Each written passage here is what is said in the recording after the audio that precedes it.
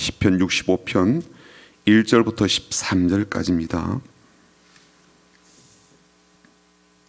시편 65편 1절부터 13절까지 구약 성경 847쪽에 있습니다. 시편 65편 1절부터 13절까지입니다.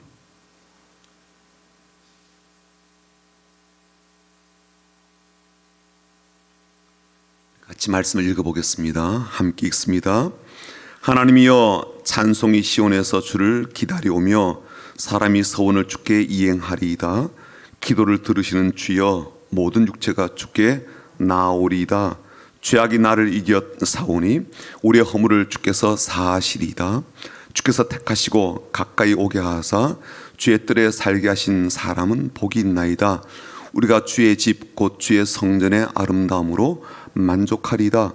우리 구원의 하나님이시여, 땅의 모든 끝과 먼 바다에 있는 자가 의지할 주께서 의를 따라 omni하신 일로 우리에게 응답하시리이다.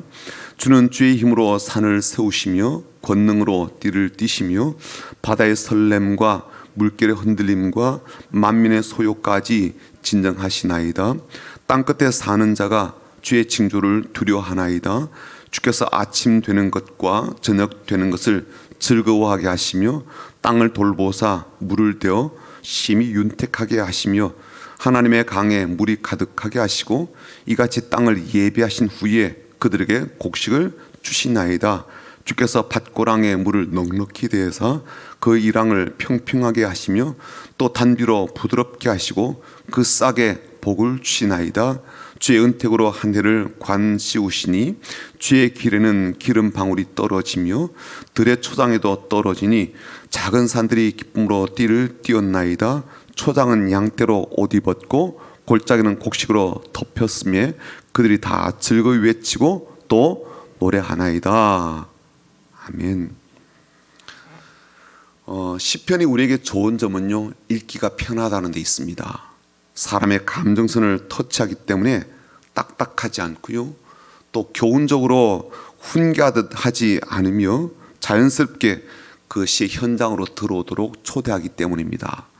각 시들은 신에 처한 현실과 맞물려 있어서 그 사람들의 이제 상황을 좀 헤아리면서 시를 읽게 되면 훨씬 더 깊이 있는 영성과 믿음을 배울 수가 있습니다. 특히 이 시편이 갖고 있는 강점은 시인들이 안고 있었던 인간적인 연약함과 또 인간적인 이 모습을 가림없이 오픈하고 있어서 우리가 쉽게 공감대를 이룰 수가 있죠. 그래서 그들이 노래를 하든 기도를 하든 선포를 하든 그 한 구절 한 구절이 참 가슴 깊게 다가온다는 겁니다. 오늘 말씀은 다윗이 쓴 시입니다. 그리고 그가 쓴 이 시편의 시작과 이 마무리는요, 하나님 향한 찬양, 찬송으로 이루어져 있습니다. 1절을 보시면 이렇게 시작하죠. 하나님이여, 찬송이 시온에서 주를 기다려오며 사람이 소원을 주께 이행하리이다. 마지막 구절인 13절은 또 이렇게 마무리 짓습니다. 초장은 양떼로 옷 입었고 골짜기는 곡식으로 덮였으며 그들이 다 즐거이 외치고 또 노래하나이다. 그래서 1절의 앞부분하고요 13절의 마지막 부분을 딱 연결하면요, 한 문장처럼 그렇게 느껴져요. 1절 이렇게 시작하잖아요. 하나님이여, 찬송이 시온에서 주를 기다려오며. 13절의 마지막 부분은 그들이 다 즐거이 외치고 또 노래하나이다. 자신만 그렇게 하나님을 찬송하는 것뿐만 아니라 찬양하는 다리 무리들도 같은 마음인 것을 이렇게 이제 고백을 하고 있지요. 다윗이든 혹은 이 시편에 등장하고 있는 다른 사람들이든 하나님께 드리고 있는 이 찬양과 찬송은 이 절대적으로 책임이라든지 의무감에서 비롯된 게 아니에요. 이렇게 해야 복을 받고 이렇게 하지 않으면 해를 받게 된다, 그런 종교의식에서 비롯된 것이 아님을 알 수가 있습니다. 1절에 보시면 이들은요, 기꺼이 하나님을 찬송하며 또 하나님께 약속한 그 서원들을 이행할 것이다 라는 고백을 하거든요. 하나님께서 그들에게 이렇게 하라라고 강요한 것이 아님을 알 수가 있습니다. 그들이 자발적으로, 그래서 자연스럽게 하나님을 찬송하는 가운데 내가 하나님께 약속한 것도 반드시 지키겠습니다 라고 고백하고 있죠. 또 다른 한 가지는요, 8절에서 보게 되는데 어떤 특징이 있는가 하면 주께서 시간과 날들을 주관하심에 대한 즐거운 찬송입니다. 8절이 그래요. 땅끝에 사는 자가 주의 징조를 두려워하나이다. 주께서 아침 되는 것과 저녁 되는 것을 즐거워하게 하시며, 이렇게 되어 있는데 쉬운 성경은요 조금 다르게 번역되었어요. 이렇게 되어 있습니다. 땅끝에 사는 사람들도 주가 이루신 놀라운 일들에 두려움을 느낍니다. 새벽이 시작됩니다. 그리고 다시금 저녁이 됩니다. 하루 종일 찬양의 노래로 주를 찬양합니다. 이렇게 되어 있어요. 하루 종일 주님을 찬양한다는 거예요. 그렇다면 다윗도, 그리고 이 시에 등장하는 이들이 왜 이렇게 기쁨으로 하나님을 찬양하는가, 그 이유를 좀 살펴보면 좋은데요, 4가지로 설명을 합니다. 첫 번째는 하나님의 죄 용사심 때문이에요. 3절 볼까요? 3절 같이 읽어봅니다. 시작.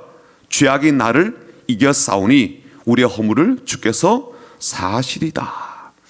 여러분, 이 말씀을 곰곰이 묵상해 보면요, 다윗과 사람들은 하나님께서 나의 죄를 용서해 주셨습니다, 그래서 감사합니다, 찬양합니다, 단순한 의미로 이렇게 고백한 것이 아니었음을 알 수가 있어요. 다시 3절 보면 뭐라고 했는가 하면 죄악이 나를 이겨싸우리, 그렇게 되어 있죠. 죄악이 나를 이긴대요. 여러분, 이 뜻이 무엇인지 잘 아시죠? 작심삼일의 인생을 살아가는 분들이라면 더욱더 죄악이 나를 이기고, 죄악이 나의 믿음을 이기고, 죄악이 나의 기도를 이기고, 죄악이 나의 결심과 결단을 이기는 수많은 현장과 현실을 잘 알잖아요. 그렇죠? 우리가 어제 했던 결심도 오늘 못 이룰 때가 있지 않아요. 그렇죠?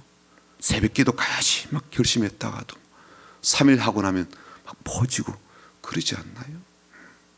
그래서 우리는요 막 죄에 눌려 있기도 하고, 그 죄에 시달리기도 하고, 또 죄의 습관을 잘 정리하지 못하고 끊어버리지 못하는 자신에 대해 실망하다 못해 좌절감을, 절망감을 느끼기도 하지 않습니까?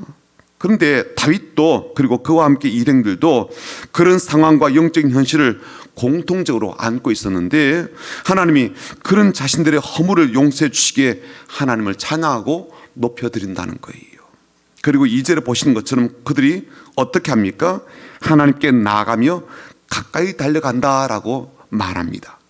나 자신도 나를 버거워하고요, 나 자신도 나의 본질과 이 실체에 대해서 참 부담스러워하는데, 하나님은 그런 나를 허물지 않으시고, 그런 나를 물리치거나 멀리하지 않으시고 기꺼이 용납해 주시고 받아주시고 용사심을 알기에, 심지어 우리의 기도를 들어주시기에 하나님께 나아간다는 거예요. 그게 1절의 가사입니다.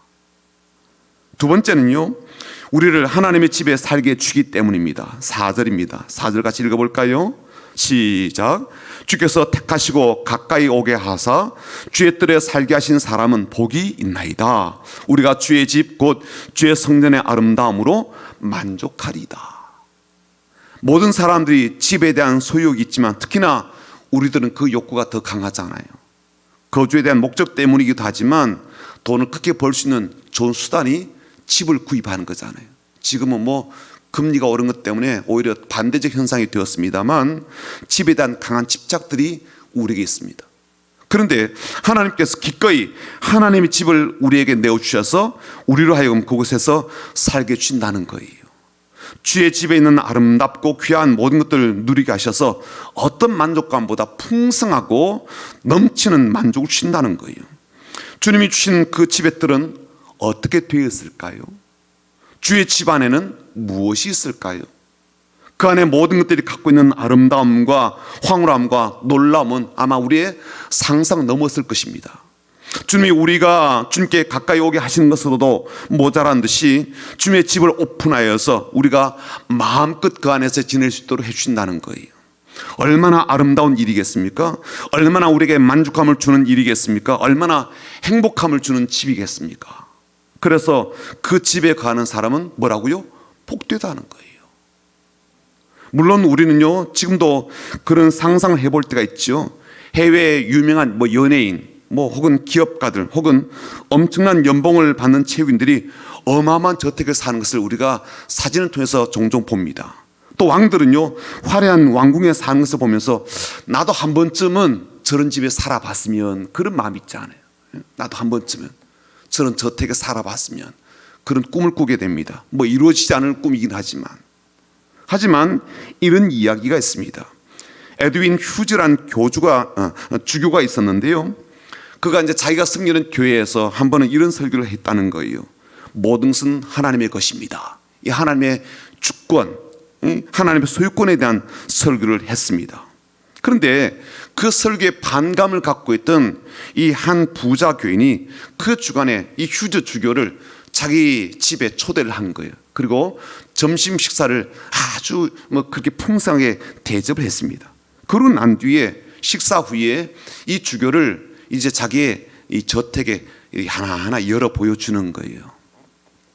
그리고 다 둘러보게 된 뒤에 그 자기의 대저택이 보이는, 전체가 다 보이는 그러한 곳에 올라가서 주교에게 이렇게 물었습니다.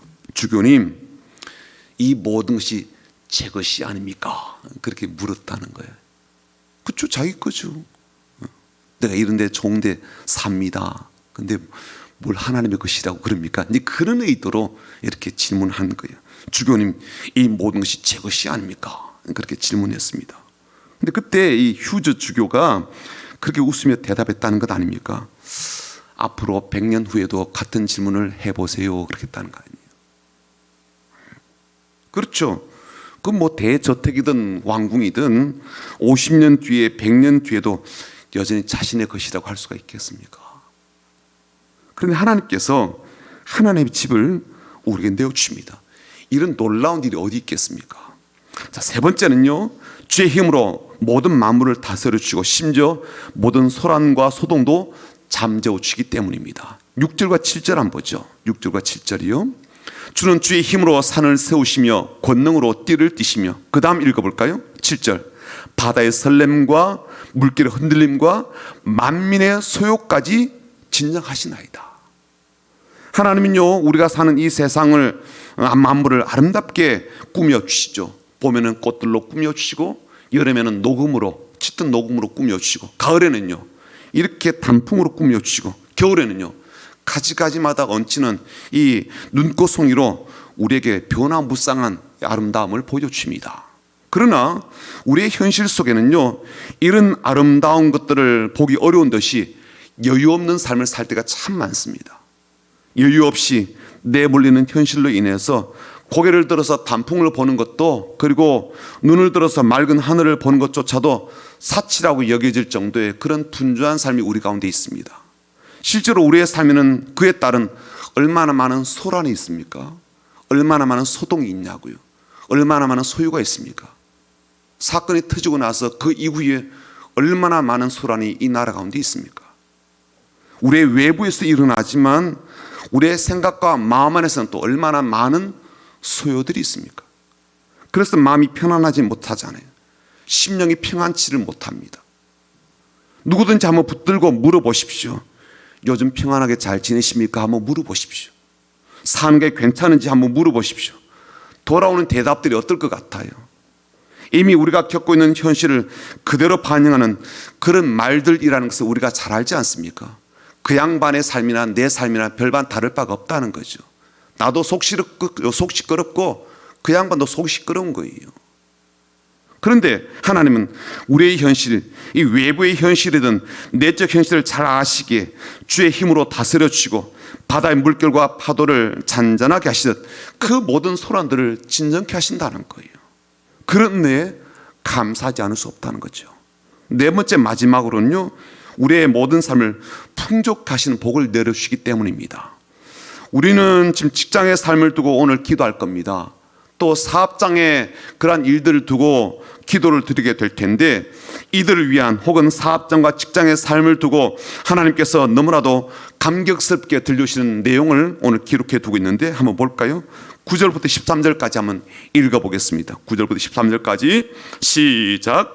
땅을 돌보사 물을 떼어 심히 윤택하게 하시며 하나님의 강에 물이 가득하게 하시고 이같이 땅을 예비하신 후에 그들에게 곡식을 주시나이다.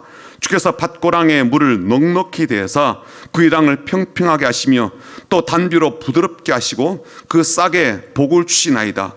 주의 은택으로 하늘을 관 씌우시니 주의 길에는 기름 방울이 떨어지며 들의 초당에도 떨어지니 작은 산들이 기쁨으로 띠를 띄었나이다. 초장은 양떼로 옷 입었고 골짜기는 곡식으로 덮었음에 그들이 다 즐거이 외치고 또 노래하나이다. 하나님이 하신 이 말씀 한 구절 한 구절을 보게 되면요, 얼마나 놀라운 내용들이 담겨져 있는지 몰라요. 구절 한 구절 말씀만으로도 우리는 참 기쁨과 감사함이 가득해지게 됩니다. 심히 윤택하게 하시고 물이 가득하게 하셔서 곡식을 주신다는 그 말씀이 우리 얼마나 배부르게 해요. 그런데 하나님요, 아직도 더 줄 것이 많이 남은 듯이 10절로 또 이어지게 됩니다. 밭고랑에도 물을 넉넉하게 주시고 또 담비로 더 내려 주시고 그 밭에 뿌려진 씨앗들이 발아한 그 싹들이 복을 받도록 복받은 싹으로 성장하도록 해주신다는 거예요. 하나님께서 얼마나 우리에게 복을 주고 싶어 하시는지, 얼마나 넉넉하게 풍요롭게 해주고 싶어 하시는지, 얼마나 행복하게 살도록 해주고 싶어 하시는지를 충분히 알 수 있는 그러한 구절들이죠. 11절에는요, 오죽하면 하루하루가 아니라 아예 한 해 동안 관을 씌우듯 영광스럽게 하신다라는 말씀도 등장합니다. 그래서 모든 길과 모든 들에 기름방울이 떨어지듯 비옥하고, 그래서 풀밭마다 양떼가 넘쳐나고 골짜기와 들판마다 곡식이 가득히 덮였다라고 찬양합니다. 사랑하는 여러분, 직장생활 많이 힘들죠. 네. 요즘은 또 자꾸만 인원을 줄이는 일도 벌어지고, 한번 직장에서 퇴사하게 되면 다시 일을 찾는 게 어렵지 않습니까? 또 경제적 위기 속에서 사업을 꾸려가는 것에 많은 어려움을 겪고 있을 줄 압니다. 경기 침체의 불안과 공포를 고스란히 저와 여러분이 겪고 있습니다. 때로는 삶이 막막하고 막연하고 답답해서 미칠 것 같은 그러한 때도 있을 겁니다. 그러더라도 오늘 하나님께서 우리의 삶에 놀라운 은택을 베풀어 주십니다. 영적인 것에서부터 육체적인 것에 이르기까지, 우리의 몸에서부터 우리의 사업장과 직장의 일들에 이르기까지 우리가 살아가는 삶의 모든 터전과 일터마다 하나님은 만족함과 풍족함과 윤택함을 내려주십니다. 그래서 주의 집에 거하게 하시며 주의 주시는 모든 아름다운 것들을 누리게 하시며 흡족함과 행복함으로 살게 하십니다. 오늘도 우리는 그런 하나님을 찬양하며 그 하나님 앞에 우리의 마음과 삶을 내어드리고 주 앞에 다짐한 것들을 온전히 그렇게 행하여서 하나님만이 높임을 받으시고 찬양을 받으시게 되기를 주님의 이름으로 축복합니다. 아멘.